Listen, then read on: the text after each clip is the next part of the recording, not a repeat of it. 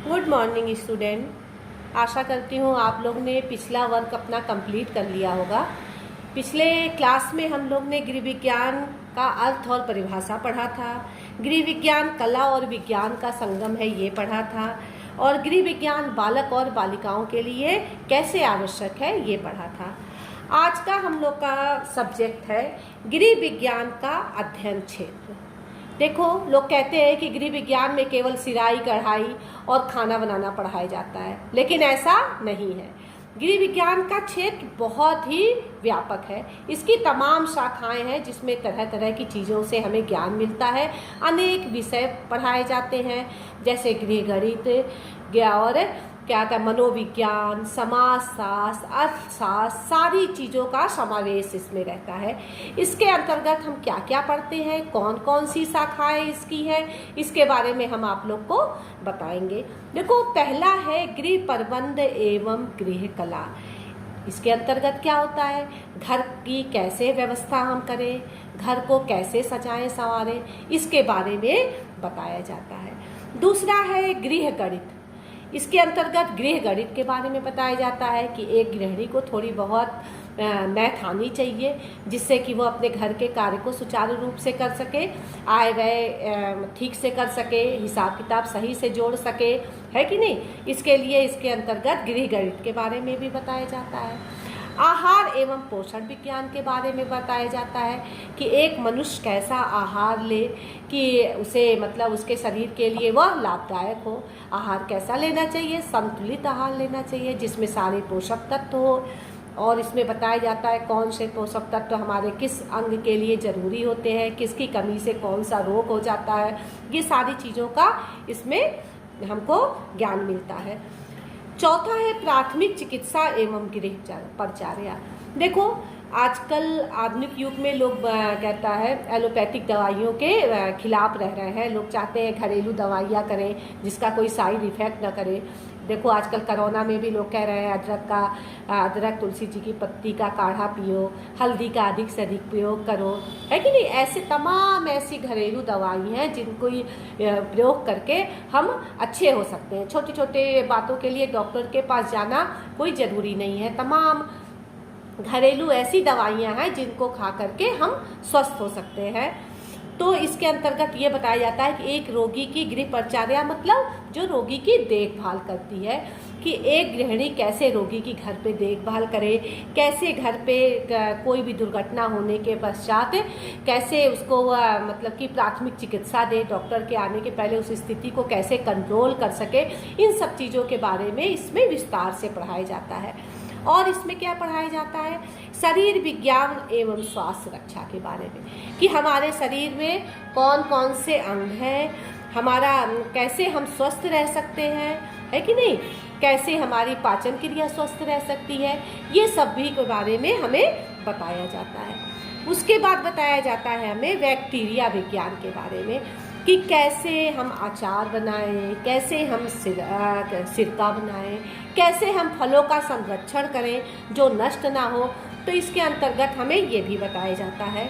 वस्त्र विज्ञान एवं परिधान, हमें इसके अंतर्गत ये भी बताया जाता है कि हम कैसे वस्त्र पहने जो हमारे शरीर को लाभ पहुँचाएँ, हैं क्या किस मौसम में हमें कैसे वस्त्र पहनना चाहिए, है कि नहीं।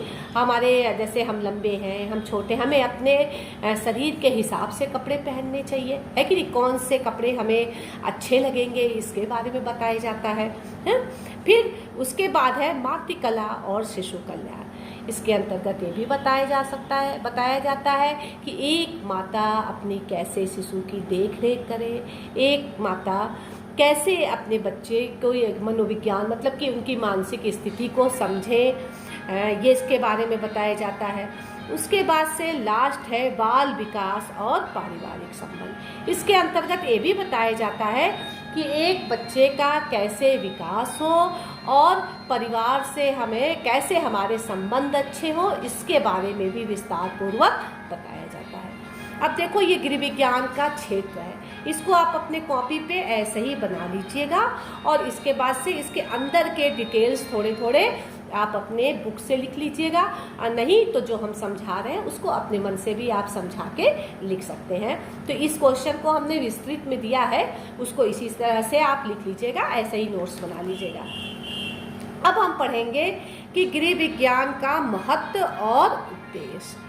तो इसके अंतर्गत है गृह विज्ञान का क्या महत्व है, हम गृह विज्ञान क्यों पढ़ते हैं, गृह विज्ञान का क्या उद्देश्य है। तो इसके अंतर्गत कई बातें हैं। इसके अंतर्गत क्या बात आया जाता है कि हम व्यर्थ की वस्तुओं का कैसे सदुपयोग करें, कि हम जो बेकार की वस्तुएं होती हैं, गृह विज्ञान ये बताता है कि उसका सही उपयोग करके उसका हम मतलब कि किसी काम में ला सकते हैं। गृह के प्रति हमारे क्या कर्तव्य हो, क्या उत्तरदायित्व है, इसके बारे में बताता है कि एक गृहिणी का घर के प्रति क्या कर्तव्य है, कैसे वो सबको खुश रख सकती है, सबके कामों को कैसे वो कर सकती है, सब संतुष्ट रहे, इसके बारे में बताता है। गृह विज्ञान पढ़ने का ये भी उद्देश्य है कि वह गृहिणी के अंदर आदर्श गुणों का विकास करता है कि एक गृहिणी कैसे अच्छी गृहिणी कहलाएगी। फिर उसके बाद क्या होता है, सौंदर्य का ज्ञान में वृद्धि कराता है कि कैसे हम अपने घर को सुंदर बना के रख सकते हैं, कैसे हम अच्छे अच्छे खाने बना सकते हैं जो लोगों को अच्छा लगे। फिर गृह विज्ञान हमें ये भी सिखाता है, मेरे अंदर मित्रता की भावना का विकास करता है। मित्रता की भावना का मतलब क्या होता है बेटा? लोग कहते हैं कि मित्रता मतलब कंजूसी होता है, नहीं, मित्रता में मतलब कंजूसी नहीं होता है। मित्रता मतलब क्या होता है कि किसी भी खर्च को हमें सोच विचार करके करना, कम से कम खर्चे में अधिक से अधिक लाभ प्राप्त करना, ये मित्रता कहलाता है। तो ये सिखाता है कि हम कैसे कम खर्चे में सबको संतुष्ट कर सके और हमारा पैसा भी कम खर्च हो। उसके बाद बताता है कि समय का सदुपयोग करना। देखो, काम तो सभी करते हैं, काम हर कोई करता है, लेकिन वही गृहिणी कुशल कहलाती है जो कम से कम समय में, कम से कम धन में और कम से कम श्रम में अपने काम को पूरा कर ले।